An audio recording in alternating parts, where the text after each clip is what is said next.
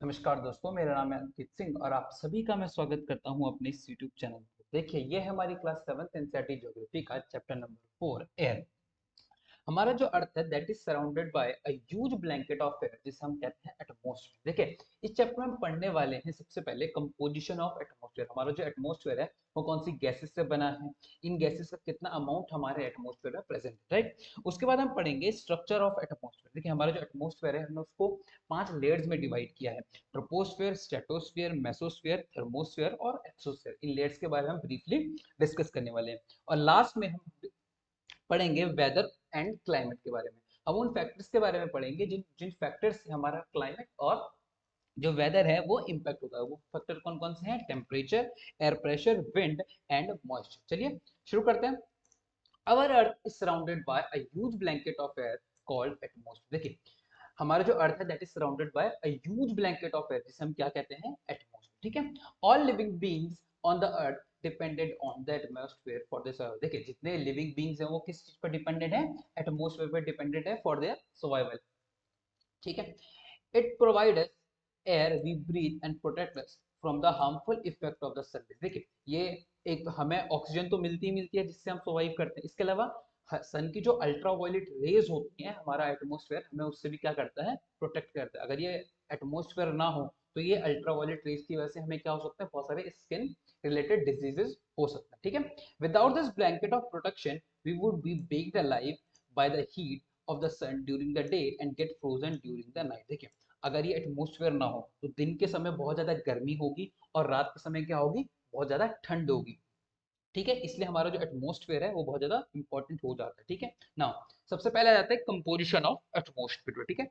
Nitrogen and oxygen are two gases which makes up the bulk of the atmosphere. देखिए, ये जो nitrogen और oxygen है ये सबसे ज्यादा मात्रा में, सबसे ज्यादा बड़ी अमाउंट में कौन सी गैसेस होती है? Nitrogen and oxygen. देखिए, नाइट्रोजन कितने परसेंट पे है?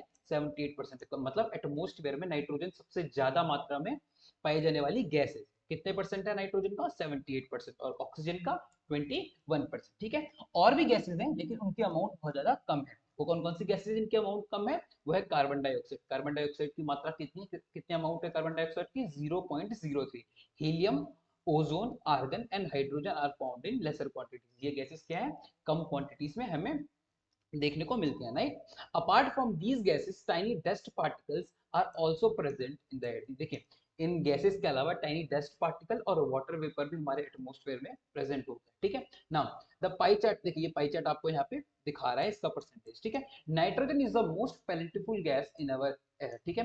When we inhale we take some of the amount of nitrogen into our lungs and exhale it. देखिए, जब हम सांस लेते हैं कई बार हम क्या करते हैं? सबसे ज्यादा अमाउंट में नाइट्रोजन है, कई बार हम क्या करते हैं कि जब सांस लेते हैं तो हम नाइट्रोजन को इनहेल करते हैं। लेकिन नाइट्रोजन क्या होती है? रिएक्टिव नहीं होती, जिस वजह से हम उसके साथ हम जब उसे इनहेल करते हैं हमें कोई नुकसान नहीं होता। ठीक है। But plants need nitrogen for the survival. देखिए, प्लांट्स को, इंसान को जरूरत नहीं है नाइट्रोजन की, लेकिन प्लांट्स को जरूरत होती है इस नाइट्रोजन की। ठीक है। नाउ यहाँ पे एक डू यू नो दिया है, इसको डिस्कस कर लेते हैं। Carbon dioxide release in the atmosphere creates a green house effect. देखिए, जब नाइट्रोजन रिलीज होती है एटमॉस्फेयर में तो कौन सा इफेक्ट क्रिएट करती है? ग्रीन हाउस इफेक्ट क्रिएट करती है। कैसे करती है? जो कार्बन डाइऑक्साइड होती है ये हीट को क्या करती है? जो हीट होती है इसको अब्सॉर्ब करती है। ठीक है। It is therefore called green house gas. And देखिए, कार्बन डाइऑक्साइड क्या? एक ग्रीन हाउस गैस है। ठीक है। Without that earth would have been too cold to live in. देखिए, अगर ग्रीन हाउस गैस नहीं होगी, ग्रीन हाउस गैस यानी CO2 नहीं होगी, इसके अलावा भी बहुत सारी ग्रीन हाउस गैसेस होती हैं। अगर ग्रीन हाउस गैसेस नहीं होंगी तो अर्थ क्या हो जाएगा? बहुत ज्यादा ठंडा हो जाएगा। लेकिन रिसेंटली क्या हुआ है? हमने क्या किया? बहुत सारे फॉसल फ्यूल्स को बंद किया है। ऐसी एक्टिविटीज हमने की है जिनकी वजह से जो ग्रीन हाउस की अमाउंट है, ग्रीन हाउस गैसेस की जो अमाउंट है वो हमारे एटमोस्फेयर में बढ़ी है। जो ये एटमोस्फेयर में इनके बढ़ने की वजह से क्या हुआ है? इनकी अमाउंट बढ़ने से हमारे एटमोस्फेयर में हीट तेजी से बढ़ी है और जितनी हीट हमें नहीं चाहिए थी उससे ज्यादा हीट हमारे एटमोस्फेयर में हुई है, जिसे हम कहते हैं ग्लोबल वार्मिंग। ठीक है। This rise in temperature cause snow in the coldest part of world melt. इस वजह से क्या हो रहा है? जब ग्रीन हाउस इफेक्ट क्या कर रहा है? ग्रीन हाउस गैसेस की जब मात्रा बढ़ रही है हमारे एटमॉस्फेयर में, उससे क्या हो रहा है?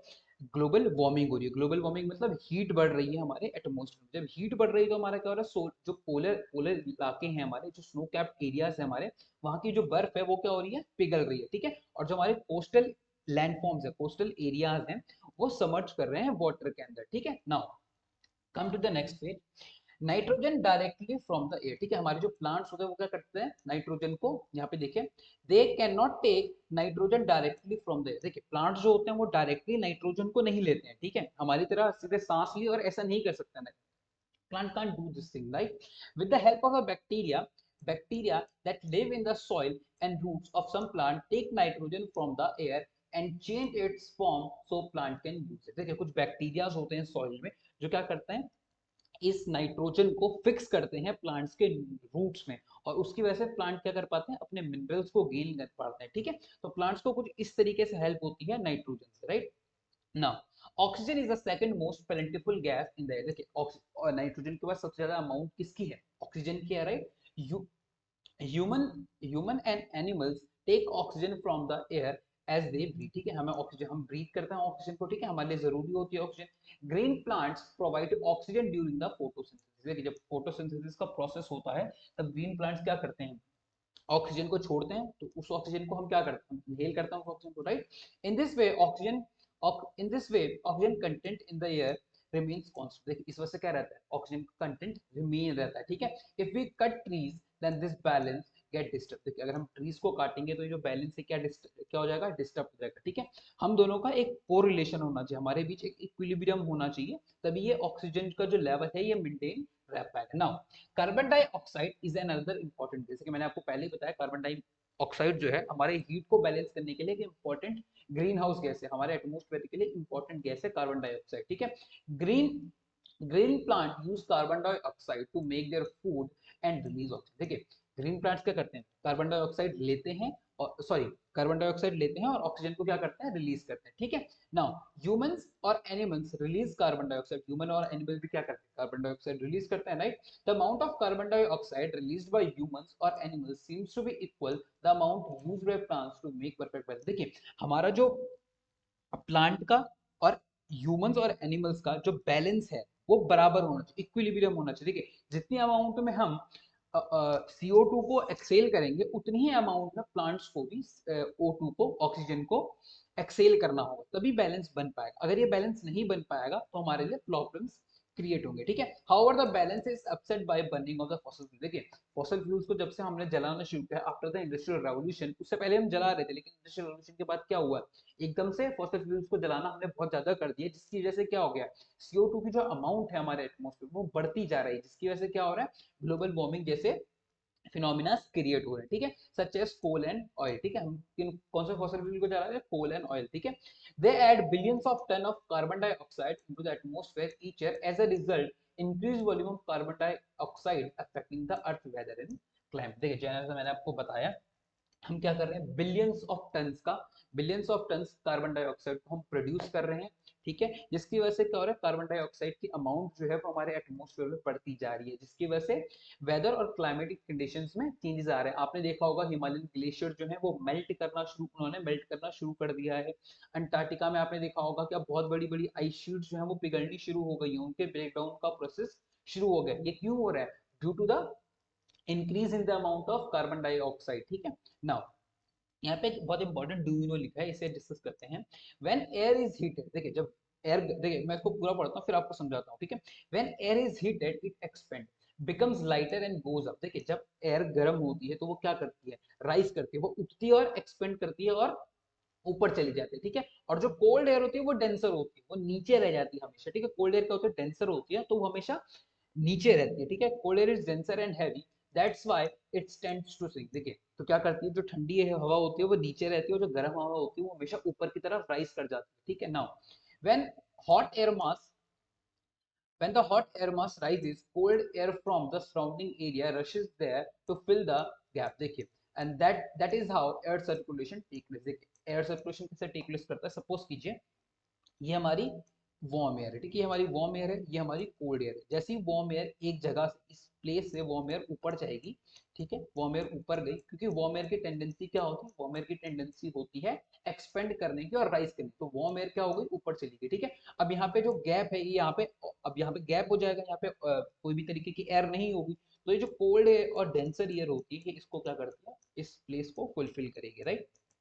नाउ इसे कहते हैं हम सर्कुलेशन टेक्स, जिसे कहते हैं हम एयर सर्कुलेशन, राइट। नाउ अब पढ़ते हैं स्ट्रक्चर ऑफ एटमॉस्फेयर, देखिए बहुत इंपॉर्टेंट है, इसको देखिए, ठीक है।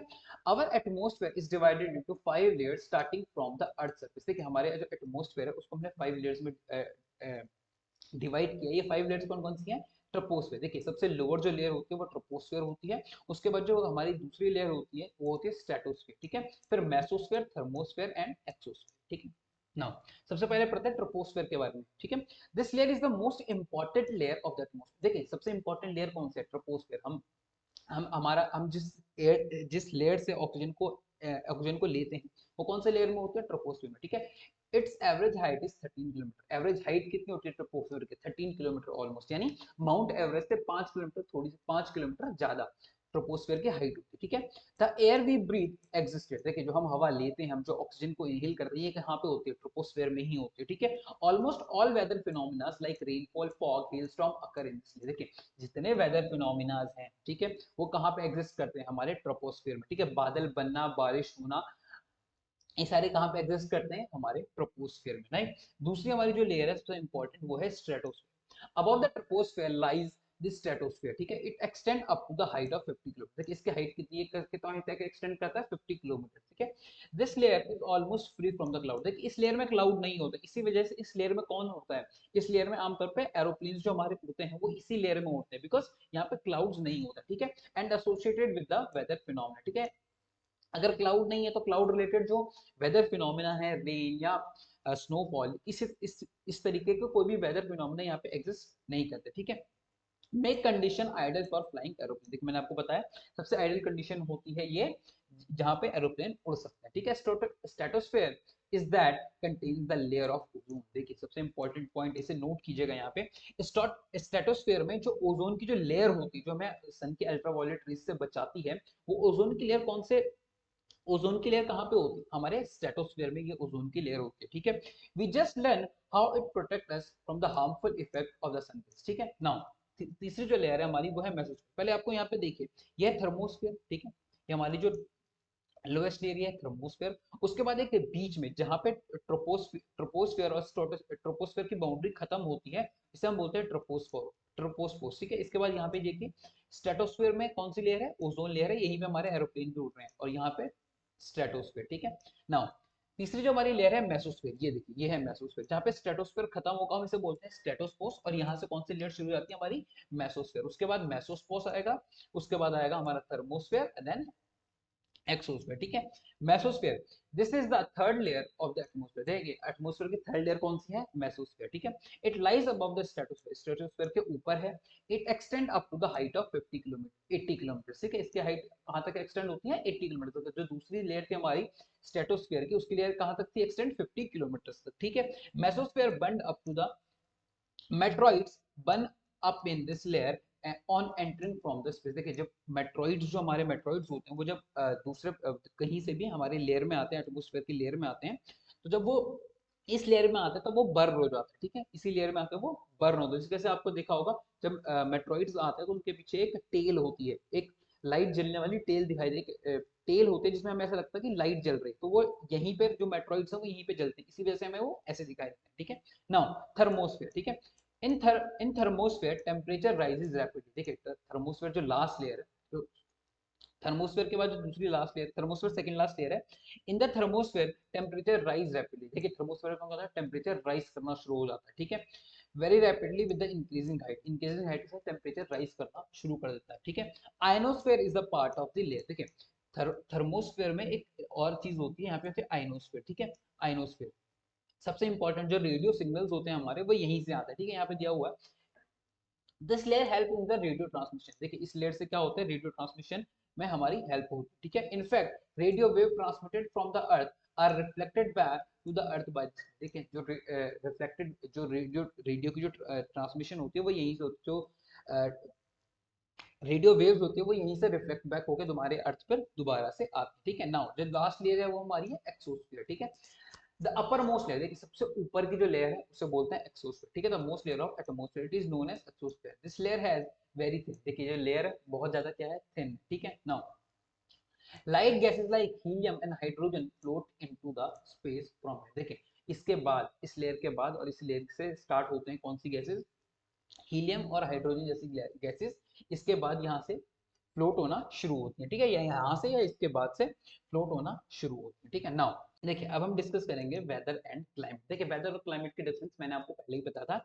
वेदर क्या होता है, weather is hard to hour और day to day condition of the atmosphere. देखिए वेदर की कंडीशन क्या होती रहती है, हर कुछ समय में चेंज होती रहती है, कुछ दिनों में भी चेंज हो सकती है, कुछ घंटों में भी चेंज हो सकती है। तो वेदर क्या है, weather is hard to hour और day to day condition of the atmosphere, ठीक है।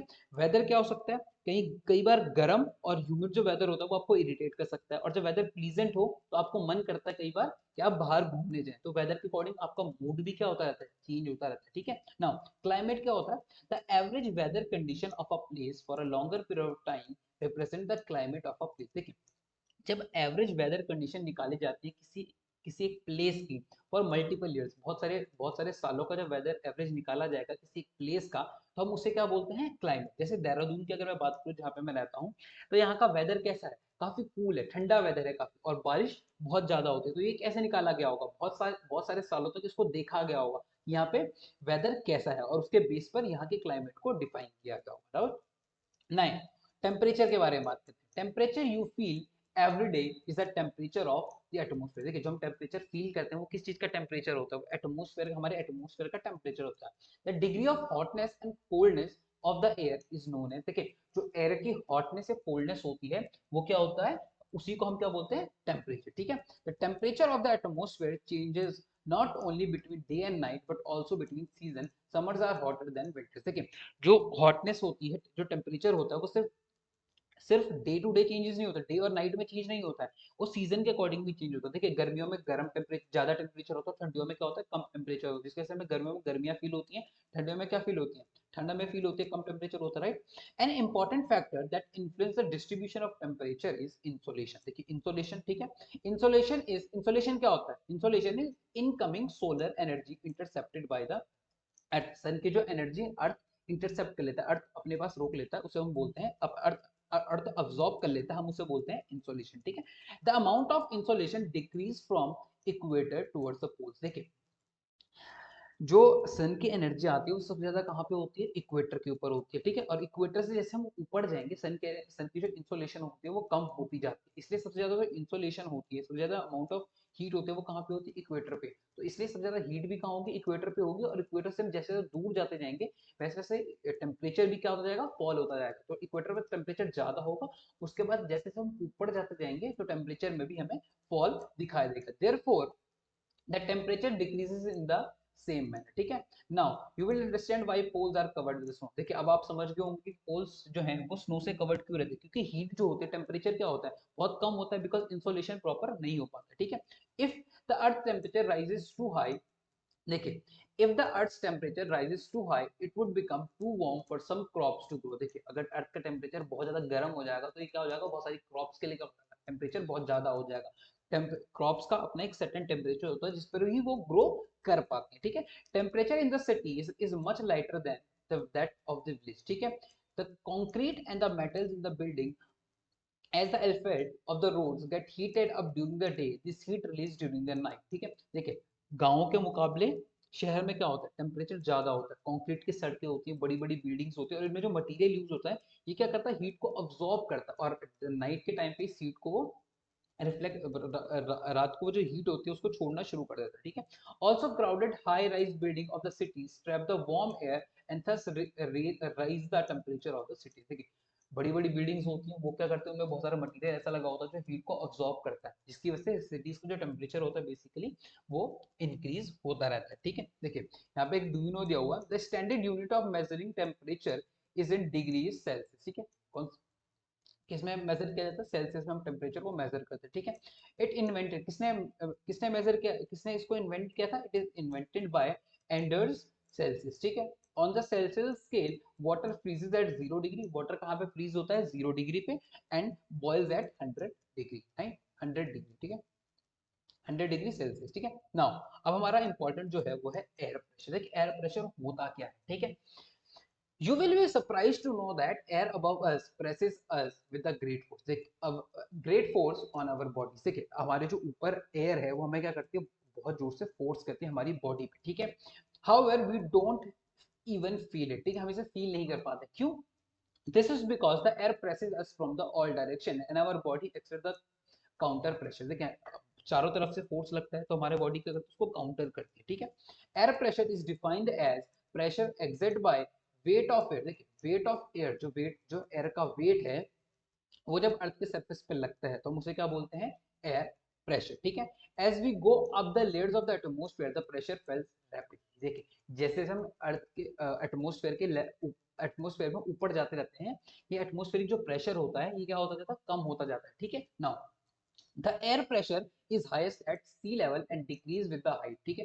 एटमॉस्फेयर का जो प्रेशर होता है वो एटमॉस्फेरिक प्रेशर जो होता है वो सबसे ज्यादा हाई कहाँ पे होता है, सी लेवल पे सबसे ज्यादा हाई होता है। और जैसे हम ऊपर जाते जाते हैं हाइट हमारी ऊपर होती जाएगी, वैसे वैसे एटमॉस्फेरिक जो प्रेशर होता है ये क्या होता जाता है, कम होता जाता है, ठीक है।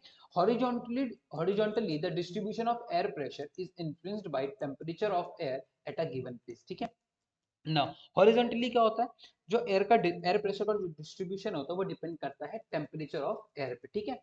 In the areas where the temperature is, देखिए अब यहाँ से इंपॉर्टेंट चीज शुरू होगी, ठीक है।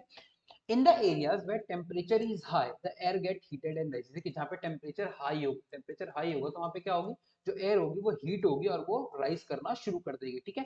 This create low pressure area, तो जहाँ पर हीट ज्यादा होगी और एयर ऊपर चली जाएगी, ऊपर राइज कर जाएगी, तो वहाँ पे कौन सी कंडीशन हो जाएगी, लो प्रेशर सिचुएशन वहां पे क्रिएट होगी, ठीक है। Low pressure is associated with cloudy skies and wet weather. देखिए जब एयर राइज करके ऊपर जाएगी और वहां पे क्या बना जाएगी, क्लाउड की फॉर्मेशन होगी, ठीक है। क्लाउड की फॉर्मेशन होगी तो क्लाउड बाद में प्रेसिपिटेट करेंगे, तो इसकी वजह से क्या होंगे, क्लाउडी स्काईज होंगे और वेट वेदर होगा, यानी बारिश वाला वेदर होगा, ठीक है।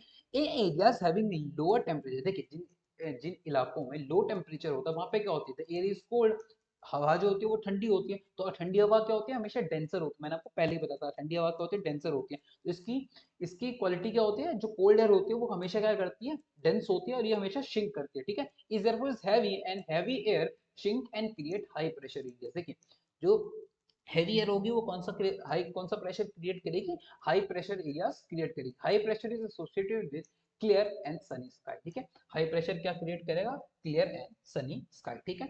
देयर ऑलवेज मूव्स, देखिए यहाँ पे इंपॉर्टेंट लाइन लिखी हुई है, there always moves from high pressure to low pressure areas. Air कहाँ से मूव करती है, air always travel from high pressure areas to low pressure areas, ठीक है। हाई प्रेशर से कहाँ मूव करेगी, लो प्रेशर एरियाज की तरफ मूव करेगी। नाउ अब हमारा जो इम्पोर्टेंट टॉपिक है वो है विंड, ठीक है। Now the movement of air from high pressure to low pressure area is called wind, ठीक है। एयर जब हाई प्रेशर एरिया से लो प्रेशर एरिया की तरफ ट्रेवल करती है, एयर जब हाई प्रेशर एरिया से लो प्रेशर एरिया की तरफ ट्रेवल करती है हम इसे बोलते हैं wind. You can see wind at work at it blows dry leaves down the pavement और approved trees during the storm. देखिए आपने देखा होगा कई बार हवा जो होती है वो जब बहुत ज्यादा तेज होती है पेड़ को भी उखाड़ ले जाती है, ठंडी होती है, बहुत हमें प्यारी सी फील हो रही होती है, बहुत ठंडी हवा चल रही है, हमें बहुत अच्छा फील हो रहा होता है, ठीक है, जेंटल फील हो रहा होता है हमें, ठीक है। Now at times at times wind can be strong that it is difficult to walk against। देखिए कई बार जो विंड होती है बहुत ज्यादा स्ट्रॉन्ग चल रही होती है तो इसके अपोजिट पे चलना भी बहुत ज्यादा क्या हो जाता है, बहुत ज्यादा मुश्किल हो जाता है, ठीक है। नाउ नाउ ठीक है, अब इससे पहले देखें यहाँ पे एक बहुत इंपॉर्टेंट चीज है, think of some example of strong winds have created problems for you. Winds can be broadly divided into four types. देखिए विंड्स को हमने बेसिकली फोर टाइप्स में डिवाइड किया हुआ। अब देखिए ये बहुत इंपॉर्टेंट चीज है और उसको समझिए, ये प्रैक्टिकल है, ठीक है। देखिए winds can be broadly divided into four types. देखिए सबसे पहले चार यहाँ पे तीन टाइप्स की विंड दी हुई है, ठीक है। थ्री टाइप्स ऑफ विंड दी हुई, सॉरी फोर नहीं, थ्री टाइप्स ऑफ विंड, ठीक है। थ्री टाइप्स ऑफ विंड कौन कौन सी है, permanent wind, seasonal wind and local. देखिए परमानेंट विंड कौन कौन सी होती है, the trade wind, westerlies and easterly. देखिए ये है हमारी ट्रेड विंड्स, देखिए ये है हमारी ट्रेड विंड्स, ये है हमारी ट्रेड विंड्स।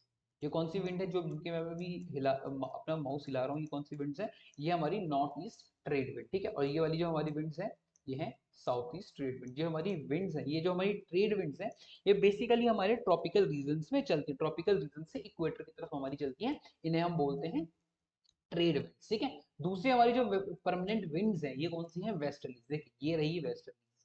ये वेस्टर्लीज हमारी कहाँ पे चल रही है?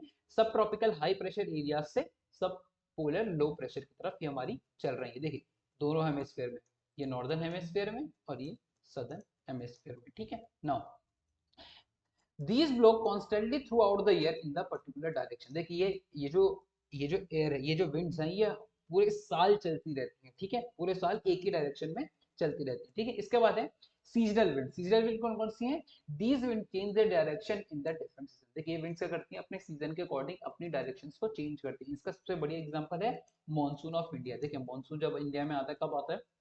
बेसिकली मानसून जब इंडिया में आता है वो जून के मंथ के बाद आता है, जून और जुलाई के मंथ में मानसून आता है। तो ये क्या है? एक सीजनल विंड है, ठीक है। Now the last is local wind. Local wind किसे कहते हैं?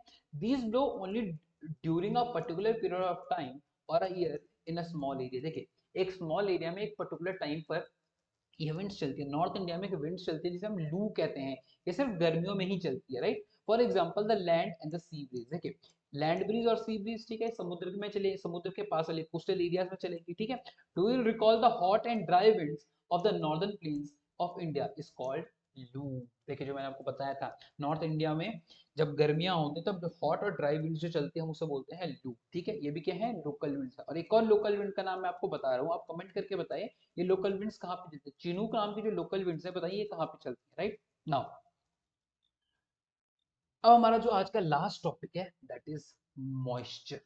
नाउ ठीक है, यहाँ पे 3 टाइप्स ऑफ रेन दिखाई हुई है आपको, ठीक है। साइक्लोनिक रेनफॉल, ओरियोग्राफिक रेनफॉल जिसे हम रिलीफ रेनफॉल भी कहते हैं, और कन्वेंशनल रेनफॉल, ठीक है। Now moisture, when water evaporates from land and different water bodies it becomes water vapor। देखिए वाटर जब इवेपोरेट होता है तो ये क्या बनता है? इट बिकम्स वाटर वेपर, ठीक है। Moisture in the air at any time is known as, देखिए मॉइस्चर जब एयर में होगा हम उसे क्या बोलेंगे? ह्यूमिडिटी बोलेंगे, ठीक है। When the air is full of water vapour we call it humid. देखिए जब वाटर वेपर बहुत ज्यादा होगा एयर में, ठीक है, हम उसे उस दिन जब बहुत ज्यादा एयर में वाटर की अमाउंट बहुत ज्यादा होगी, हम उस डे को क्या बोलते हैं? ह्यूमिड डे बोलते हैं, ठीक है। उस दिन हम बोलते हैं ना बहुत ज्यादा उमस हो रही है, बहुत ज्यादा ह्यूमिडिटी है आज, ठीक है। As air gets warmer its capacity to hold the water vapour increases and so it becomes more and more humid. देखिए अगर एयर का जो टेम्परेचर है वो ज्यादा है तो उसकी ह्यूमिडिटी भी क्या होगी? ज्यादा होगी। क्यों ह्यूमिडिटी ज्यादा होगी? अगर एयर का टेम्परेचर ज्यादा है तो वो ज्यादा मॉइस्चर होल्ड भी कर पाएगी। इस वजह से जब गर्मियां होती हैं तो क्या होती है? एयर गर्म होती है, और जब एयर गर्म होती है तो उसके अंदर मॉइस्चर भी ज्यादा होता है, इसलिए ह्यूमिडिटी भी क्या होती है? तब ज्यादा होती है। On a humid day clothes take longer to dry and sweat from our body. देखिए जब जिस दिन ह्यूमिड डे होता है उस दिन हमारे जो कपड़े होते हैं वो सूखने में भी ज्यादा टाइम लेते हैं, और क्या होता है? हमें जो पसीना आ रहा होता है वो भी देर से सूखता है, ठीक है। हमारा जो पसीना होता है वो सूखता भी नहीं है, बेसिकली सूखता ही नहीं है, और सूखता है तो बहुत ज्यादा देर से सूखता है, ठीक है। When the water vapor rises, it start cooling, ठीक है। जब वाटर वेपर ऊपर की तरफ जाते हैं तो टेम्परेचर में फॉल आता है, टेम्परेचर में फॉल आएगा तो ये वाटर वेपर क्या होंगे? ठंडे होंगे, और ये स्टार्ट कूलिंग, ठीक है। The water vapour condenses causing formation of droplets of water. Water vapour condense होते हैं और ये क्या करते हैं? फॉर्मेशन ऑफ वाटर ड्रॉपलेट्स बनाते हैं। Clouds are just masses of such water droplets. Clouds क्या हैं? Such masses of water droplets. Water droplets का एक बहुत बड़ा मास है, ठीक है ये। When these droplets of water become too heavy to float in air, then they come down as a precipitation। जब ये जो क्लाउड होता है ये बहुत ज्यादा भारी हो जाता है, ठीक है, तो क्या करता है?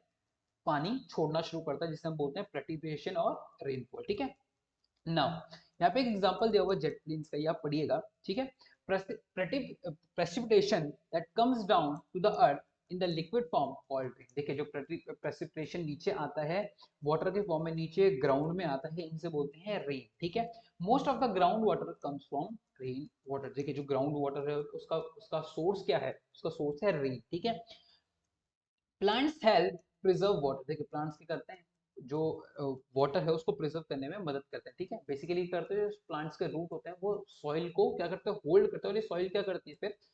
इन प्लांट्स को होल्ड करके रखती है, ठीक है। Now then trees on the hill sides are cut, rain water flows down the bare mountains and can cause flooding in on of the low lying areas, ठीक है। फ्लड आ जाते हैं अगर आप पेड़ काट देंगे माउंटेनी सीजन पे, तो पानी एकदम से नीचे जाएगा और जो लो लाइंग एरियाज होंगे वहां पर क्या हो जाएगा, फ्लड की सिचुएशन क्रिएट हो जाएगी, ठीक है। On the basis of the mechanism there are three types of rainfall, देखिए मैंने आपको पहले बताया था there are three type of rainfall, मैंने आपको यहाँ पे दिखाया था ऊपर, ये थ्री टाइप्स ऑफ रेनफॉल होती है, conventional rainfall, orographic rainfall and cyclonic, ठीक है। इन रेनफॉल के बारे में मैं आपको कुछ टाइम बाद बताऊंगा, ठीक है। Now rainfall is very important for the survival of plant, देखिए सर्वाइवल ऑफ प्लांट के लिए बहुत ज्यादा इंपॉर्टेंट है रेनफॉल, सिर्फ प्लांट के नहीं एनिमल के लिए भी, ठीक है। It bring fresh water to the earth surface, ठीक है। अर्थ के सरफेस पर क्या आता है, इससे फ्रेश वाटर आता है, ठीक है। If the lane is rainfall is less, water scarcity और ड्रॉट अकर, देखिए अगर बारिश कम होगी तो क्या होगा, वाटर स्कैरसिटी होगा, ड्रॉट सूखे की सिचुएशन क्रिएट होगी, सूखा पड़ेगा, ठीक है। On the other hand if it is more, flood take place, ठीक है। अगर ज्यादा ही बारिश होगी तो क्या होगी, फ्लड की सिचुएशन क्रिएट होगी, इसलिए जो रेनफॉल होनी चाहिए हमेशा बैलेंस अमाउंट में होनी चाहिए। मुझे आई होप आपको ये चैप्टर अच्छा लगा होगा, अगर आपको ये चैप्टर अच्छा लगा है तो please like share and subscribe my YouTube channel. Thank you.